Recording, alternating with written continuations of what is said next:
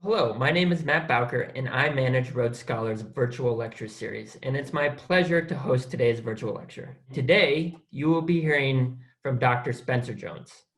Spencer is a senior lecturer in armed forces and war studies at the University of Wolverhampton and currently serves as a regimental historian of the Royal Regiment of Artillery.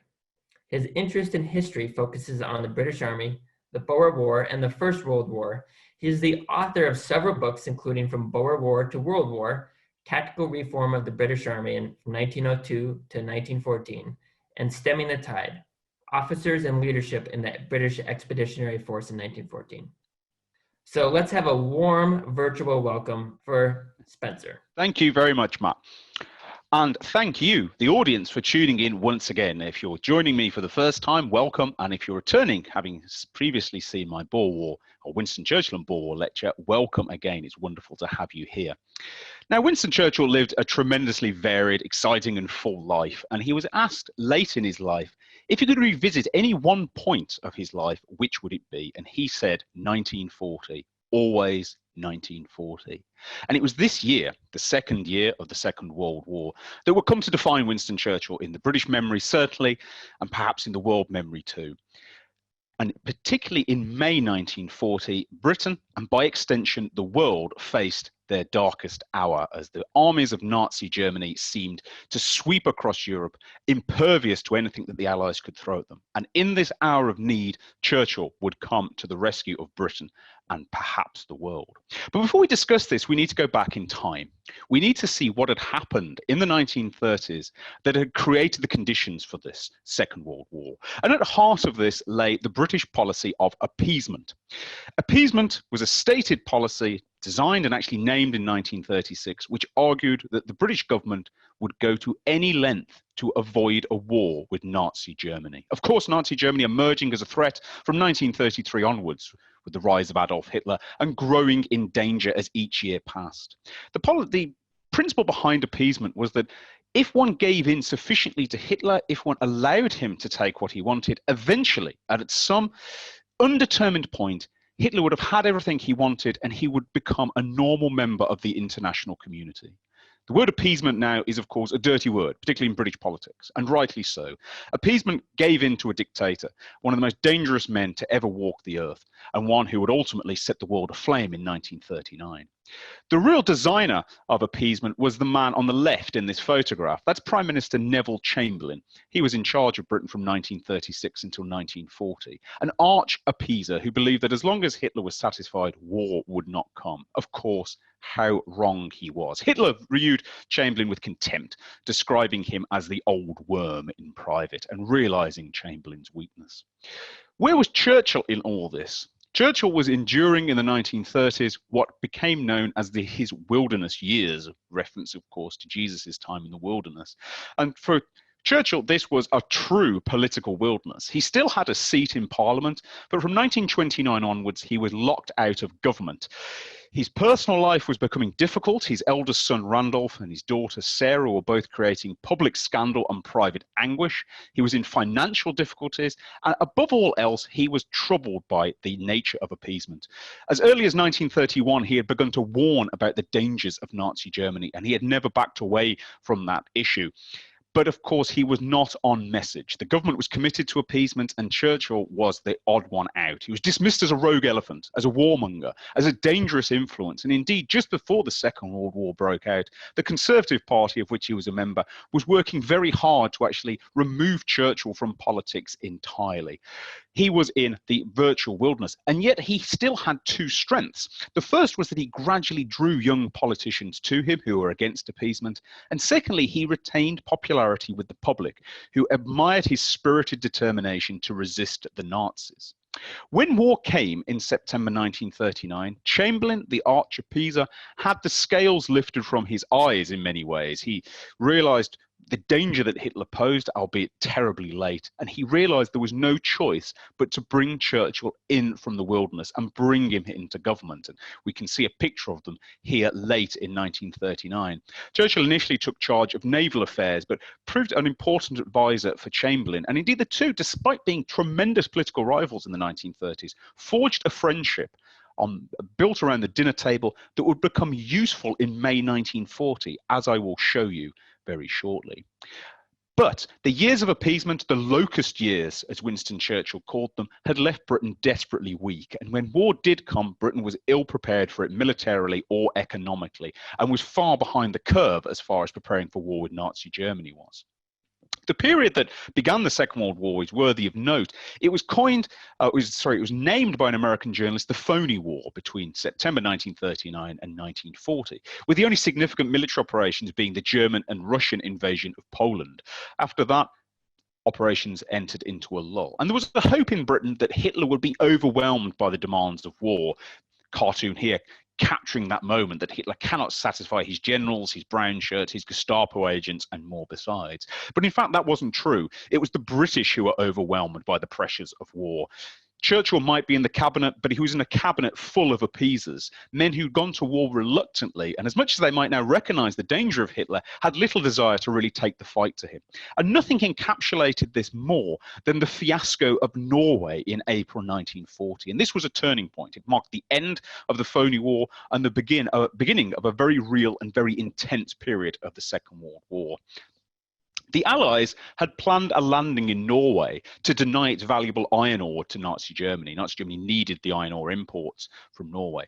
But the Germans were a step ahead. They knew that the Allies were intending to cut off their supplies and planned their own daring invasion, which was launched on the 9th of April, simultaneously invading both Denmark and Norway by land, sea, and air. Airdrops onto the capital of Oslo and naval forces into the ports, as you can see here. The Allied response to this was a true fiasco.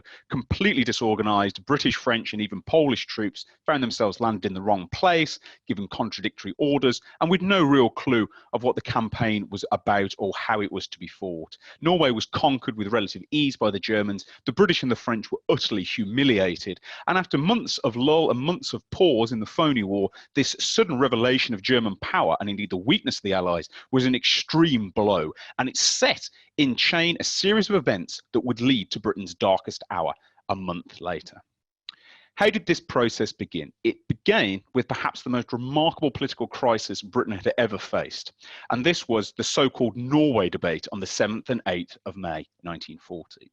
This photograph here was taken by a member of Parliament using effectively a spy camera, extraordinarily illegal, I might add, but such was the importance of the debate that he chose to take it. And although this isn't the clearest photograph, taken with a spy camera, this is Chamberlain standing here. He's addressing the House, and that is Winston Churchill sat behind him as a member of his government. Chamberlain was ferociously attacked in Parliament, and some of the most rowdy scenes that have been seen in Parliament in centuries. People were throwing paper, people were shouting and banging on furniture, and the accusation was levelled at Chamberlain that his war leadership was incompetent and that he was no longer fit to lead the country.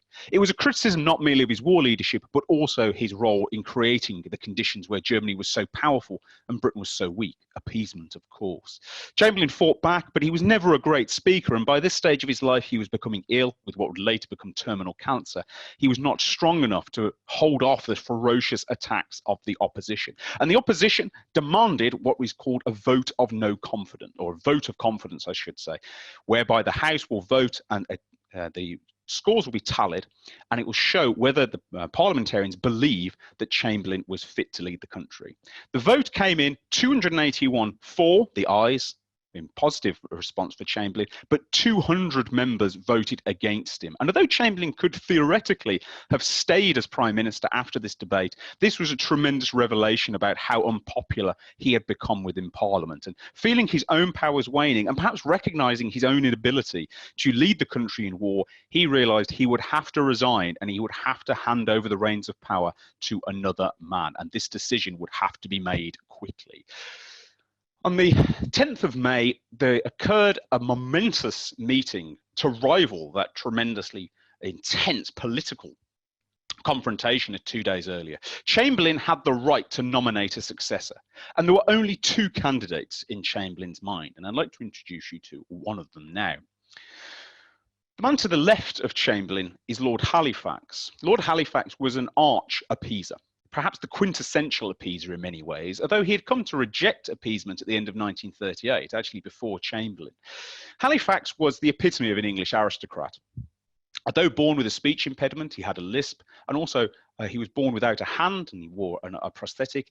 He was cool, he was calculated, he was impeccably dressed. He was a masterful diplomat and a master at compromises. Indeed, it was noted that nobody else in the British government had the same ability to round problems off and to create happy compromises between warring parties. The ideal diplomat to have in peacetime. And Chamberlain, who was a great friend of Halifax and had worked with him for many decades, liked Halifax as a potential replacement because Halifax was very popular with the Conservative Party. He was very popular with the King. They shared a close connection.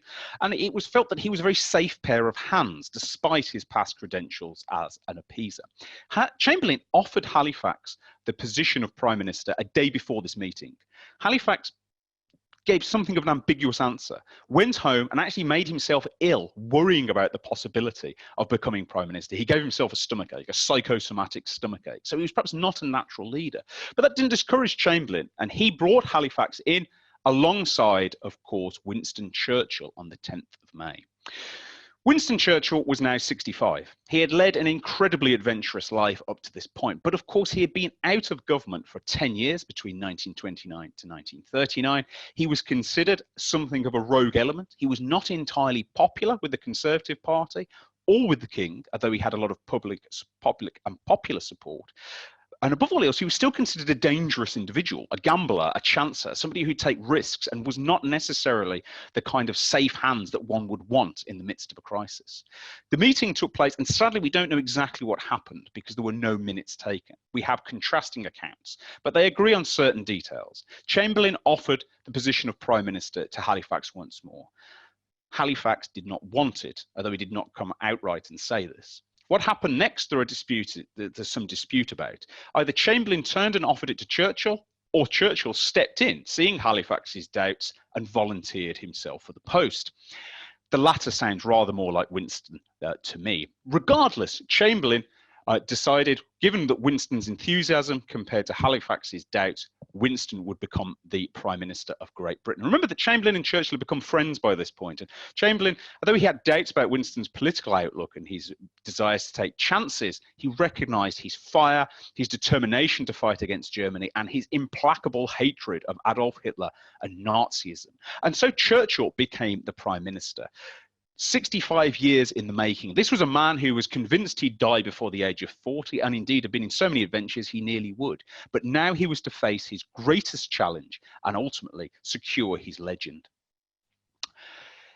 Churchill and Halifax were going to have to work together, though. Here's a picture of them, and you can see the contrast in height. Halifax stood well over 6'5", Churchill perhaps between 5'7" and 5'8". They were almost polar opposites.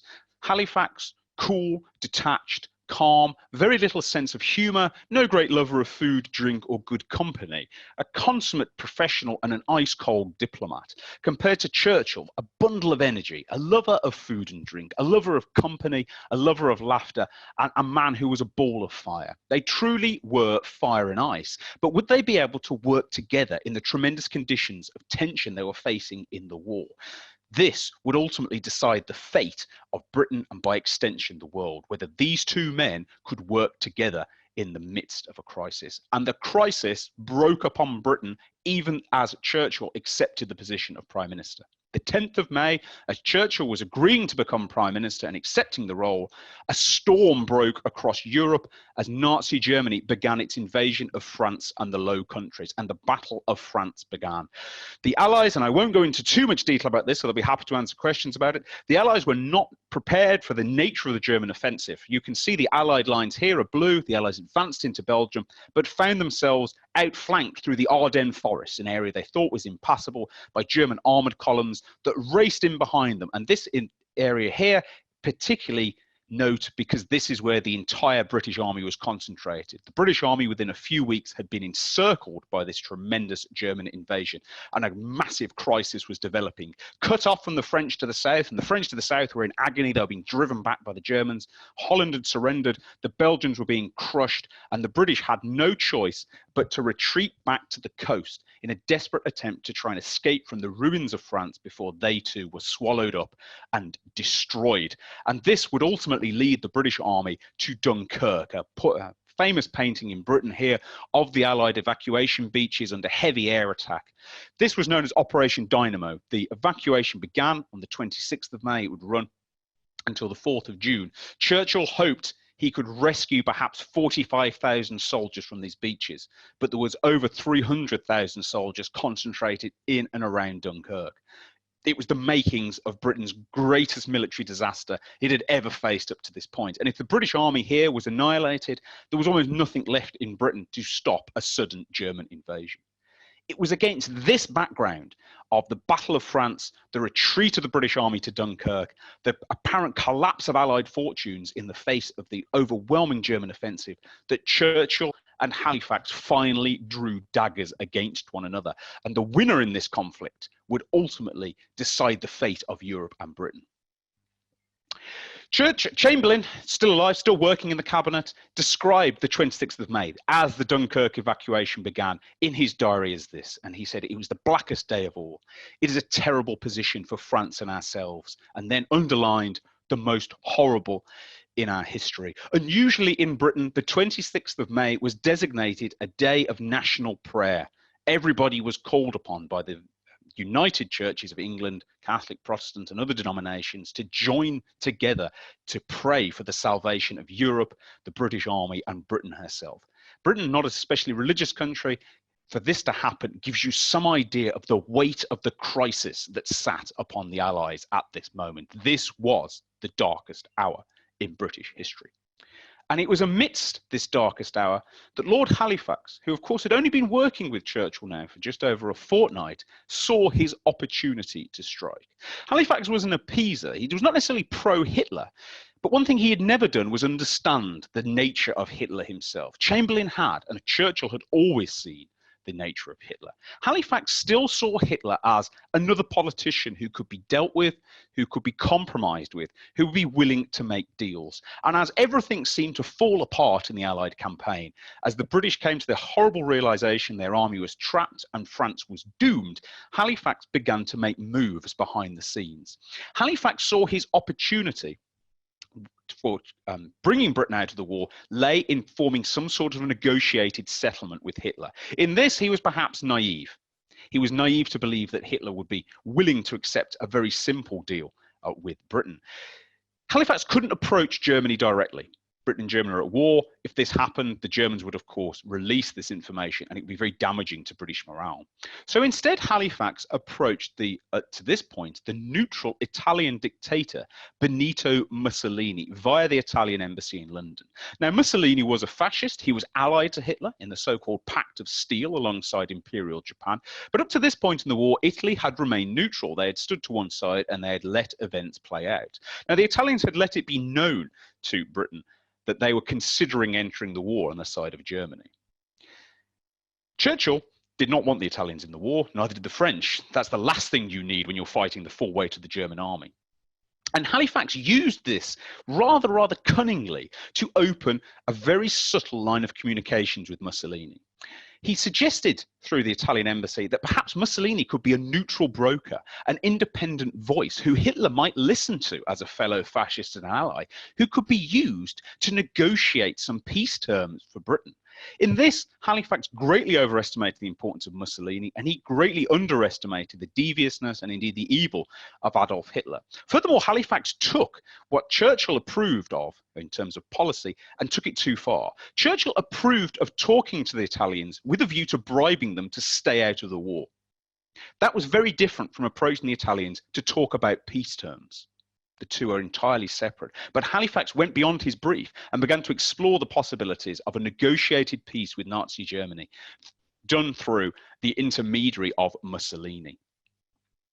When Churchill became aware of this and aware of how this was beginning to shape out, it led to a remarkable duel fought in the war cabinet rooms between the 27th and 28th of May, a confrontation between Halifax and between Churchill with other members of the cabinet present, but only five politicians were in this room that would decide the fate of the war effort.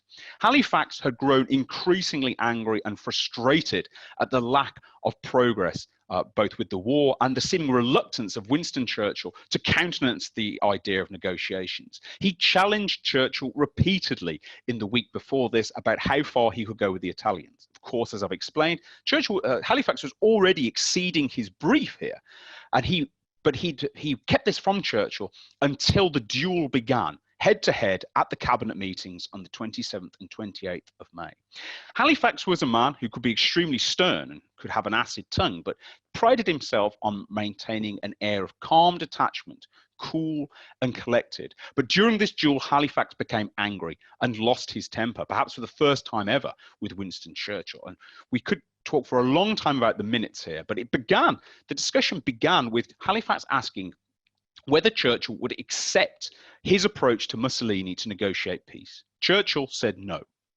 He said it would involve Britain in a deadly danger and ultimately lead down a slippery slope. He did not trust Mussolini. He knew if negotiations were opened, this would immediately be made public. It would humiliate Britain. And furthermore, Churchill did not believe that Hitler would offer any kind of terms until Britain had fought to the very last man. Halifax at this point began to lose his temper and he cursed Churchill.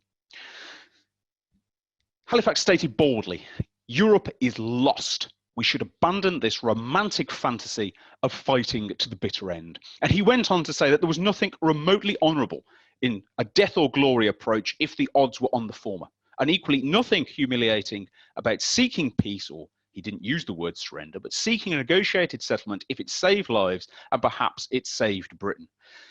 This is a rare example of Halifax losing his cool and confronting Churchill directly. And can you imagine the pressure that these men are under at this stage? The British army is being evacuated from the beaches of Dunkirk. It is being bombed relentlessly. France is collapsing and is expected to surrender in a matter of days, if not weeks. There is a genuine fear the German army will be landing on British shores at any moment, and there is almost nothing in Britain that can stop that invasion.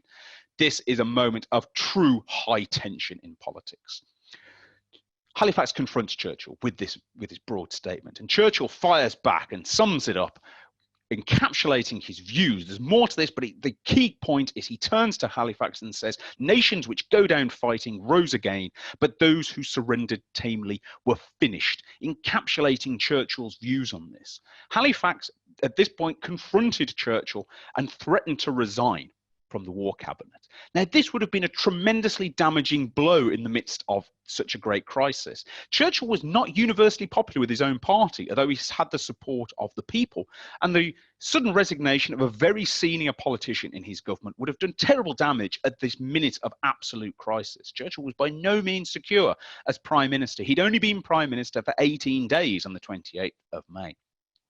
Halifax's threat of resignation had to be taken seriously, and it actually led to the two men leaving the cabinet and having a private discussion in the gardens nearby. And we don't know what was said there, but it seemed to calm Halifax down, although he did not lose his determination to create a negotiated peace. The battle was still on.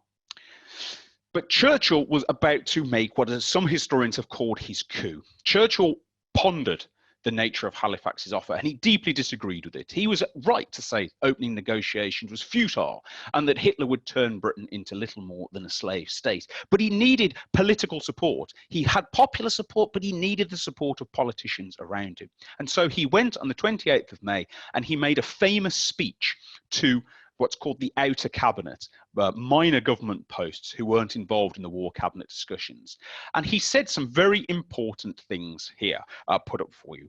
"I've thought carefully in these last days whether it was part of my duty to consider entering into negotiations with that man," of course, Hitler, "but we should become a slave state and Hitler's puppet." And then he ended on this dramatic, famed quotation: "If this Long Island story of ours is to end at last, let it end only when each of us lies choking in his own blood upon the ground." This was not mere rhetoric. Churchill stated on many occasions he was perfectly prepared to sell his life in the defence of Britain should the Germans invade. And indeed, he argued with other politicians and the king about whether he would be allowed to go into battle in the event of an invasion. The politicians who heard this speech and saw Churchill's fire and felt his determination were overwhelmed by it. The reaction was overwhelmingly positive. This is 1940s Britain. Open displays of emotion are not not terribly approved of and perhaps even frowned of, but men walked up to Churchill, patted him on the back, shook his shoulder, and assured them they were with him. The result was unanimous. The outer cabinet would stand with Churchill. And knowing this, knowing that he had the support of a substantial section of his party now, Churchill returned back to the meeting with Halifax, sat down and told Halifax to his face there would be no negotiation, no attempt to buy off Mussolini, no attempt to open peace negotiations with him, and instead Britain would fight until the bitter end. The sheer force of Churchill telling Halifax this, and the sheer tension of the situation, which had been going on for 2 days, seems to have exhausted Halifax, a man who liked compromise over confrontation, and suddenly facing the energy of Churchill, he had nothing left to say. Churchill had given him a direct statement that there would be no surrender and there would be no peace with the Nazis, and Halifax had nothing to say. He had been backed into a corner and forced down by the sheer power of Winston Churchill's personality. A few days later, the last men were lifted from Dunkirk on the 4th of June. Over 300,000 British and French soldiers were evacuated, far beyond Churchill's wildest dreams of 45,000 soldiers. And although these men had left behind all their equipment, all their armoured vehicles, all their trucks and more besides, at least these were trained soldiers back in Britain. They could be re-equipped, they could be resupplied, but they had been saved. And the success of Operation DYNAMO and the return to Britain allowed Churchill to make one of his most celebrated speeches. And I cannot do it justice by reading it myself. You can find audio recordings of this online. I urge you to do so.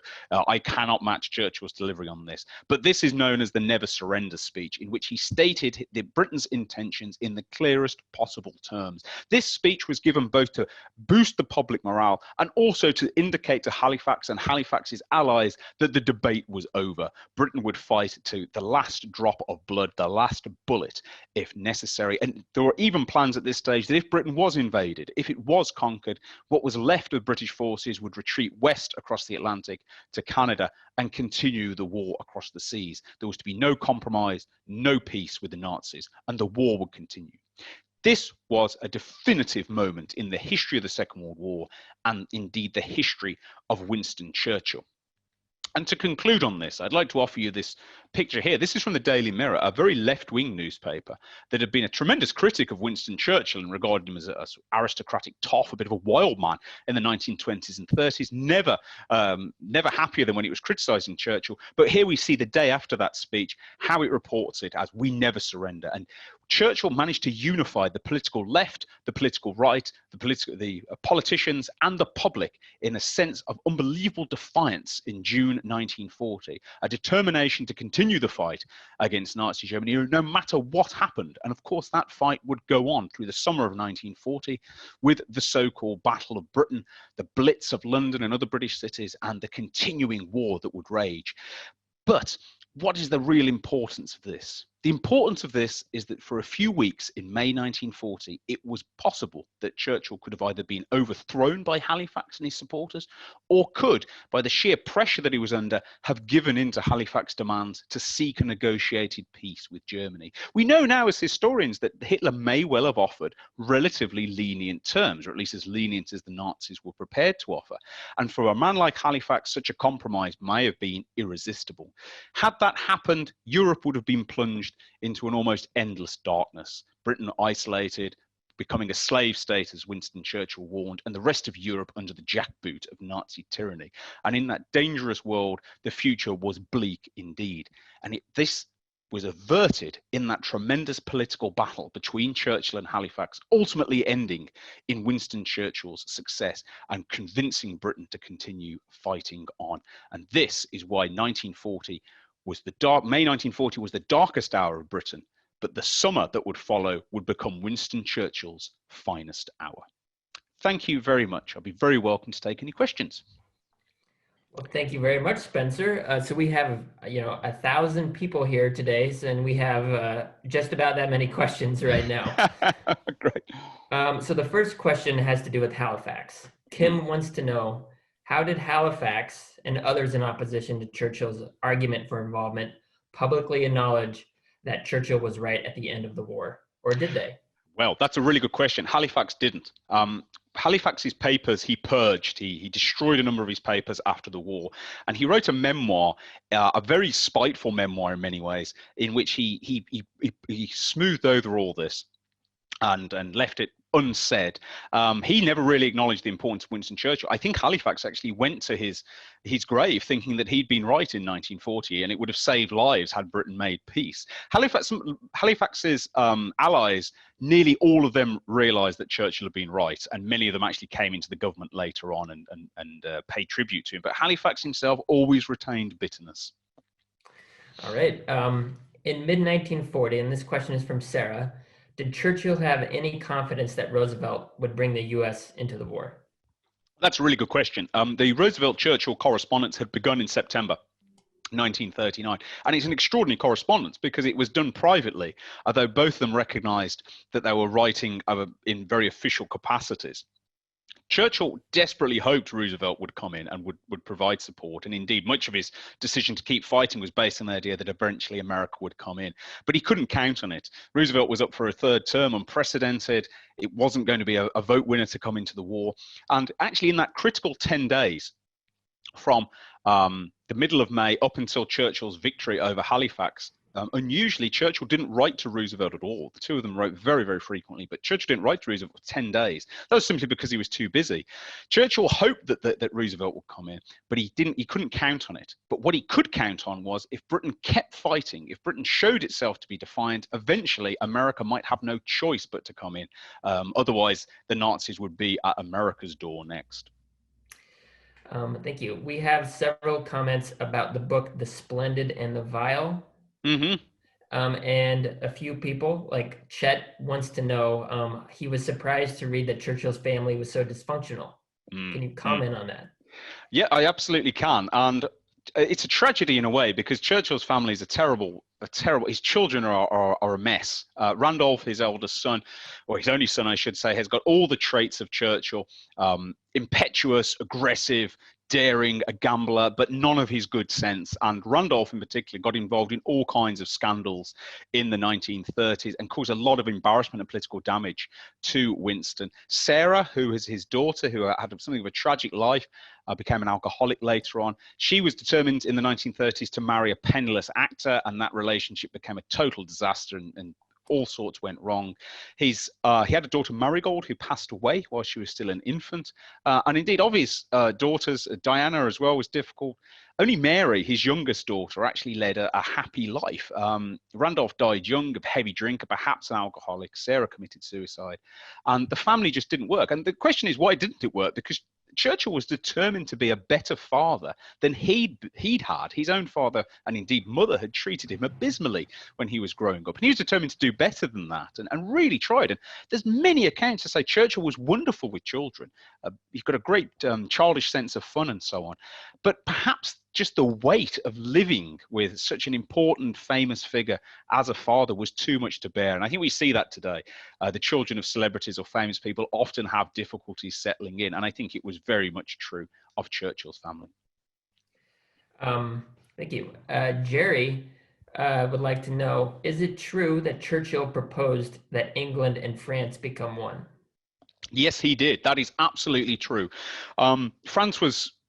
it let it be known through subtle channels that it was considering surrender, a separate peace. Now, Britain and France had made agreements to say neither of them would make a separate peace. They'd made these at the start of the Second World War, but France was being overrun. There was almost nothing left. And the French government let the British know this was going to happen. And Churchill proposed and tabled a motion that would unify Britain and France as a single country. And this was going to be a political statement in many ways, because of course France was going to be overrun. It could no longer fight back. But it would mean that France was occupied and would not have the humiliation of making a surrender deal. It would still be fighting, albeit fighting from British shores. This was offered, and it was actually, it had some credence amongst the more radical members of the French Parliament, but France was in absolute agony at this stage, and many more senior French politicians blamed the defeat on Britain abandoning them and didn't believe that this unification would work. They also worried if they actually signed the unification deal, Hitler would give them a much more punishing peace treaty than he actually did, and so it was declined. But yes, it was tabled, it went to the French government, but they chose to reject it. Following up, we have a question about France. That's Mm. probably a more complicated question, but perhaps you can answer it succinctly. But this is from Sarah, why did France's army collapse so quickly? Well, lots and lots of books have been written about this, and people still debate it. I'm going to give you two reasons. One was the tremendous legacy of the First World War, which had been unbelievably bloody for the French. They'd lost proportionately a huge number of men and soldiers. They'd been left very weary by the existence of the war. And then to be thrown into another war against Germany 20 years later, national morale in France was not particularly high. It had had a decade of political instability in the 1930s. And though it had a large army, the army was not motivated. It was not particularly well trained. It was not particularly well led, and it was uncertain of what it was doing. That doesn't help. And then what made it much worse was nobody, British or French, predicted the nature of the German Blitzkrieg, the offensive through the Ardennes forest, which of course they'd launch again against the Americans in 1944, took the British and the French completely by surprise. And once that attack began and broke through and encircled British army and separated it from the French, both sides were doomed. And though the French did fight quite hard, they fought as hard as they could, they were just simply overwhelmed by a German army that was better led, better trained, and much more mobile. David would like to know if there's any indication that Hitler ever reached out to Halifax through back channels in order to avoid Churchill's obstinance. That's a very good question. I'm going to give it a two-part answer. There's no indication that Hitler reached out to Halifax, but we do know that one of Halifax's closest allies, a man called Rab Butler, R.A.B. Butler, Rab Butler, he had a very strange series of negotiations with, I believe it was the Swedish, who was neutral, the Swedish ambassador the Swedish ambassador was operating as an intermediary between the Germans and the British. And there were some very, very suspicious meetings between Rab Butler, great ally, essentially the right-hand man of Halifax, and the Swedish ambassador. These got found out by British intelligence. They were discovered, they were found meeting in a park and discussing all sorts of things. Halifax was confronted about this by British intelligence and said it was nothing and played it off and so on.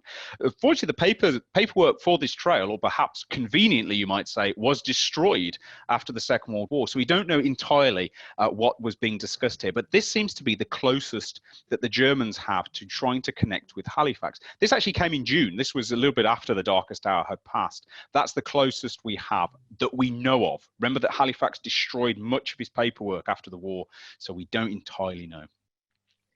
And today, this question is from Fran. How is Chamberlain regarded as a prime minister? Is he reviled, tolerated, congratulated? He's pretty reviled, and the word appeasement is a completely dirty word in British politics. You see it used as an insult to do with politics or indeed other matters. And Chamberlain is seen as a weak man, as the wrong man at the wrong time. And it's difficult to escape that. His political leadership in the 1930s was wrong. He did make terrible errors. The one thing we can say for Chamberlain is that when war finally came, he was the one who brought Churchill back into the government. He saw the value of Churchill. And although I've not really touched on this in the talk, when Halifax and Churchill were at loggerheads, Chamberlain inclined towards Churchill, and he served as a sort of middle ground between the two. And he was an important friend to Churchill in this. And when Chamberlain died in late 1940, died of cancer, and Churchill really wept at his funeral. So he was an important ally, but unfortunately, most people in Britain don't remember his role in the war. They remember his role as an appeaser, and his appeasement was craven and dangerous, and he's very much looked down on. There was a poll recently, or last year, which said voting who's Britain's worst peacetime prime minister, and I think Chamberlain won. So it's a rather unfortunate for him.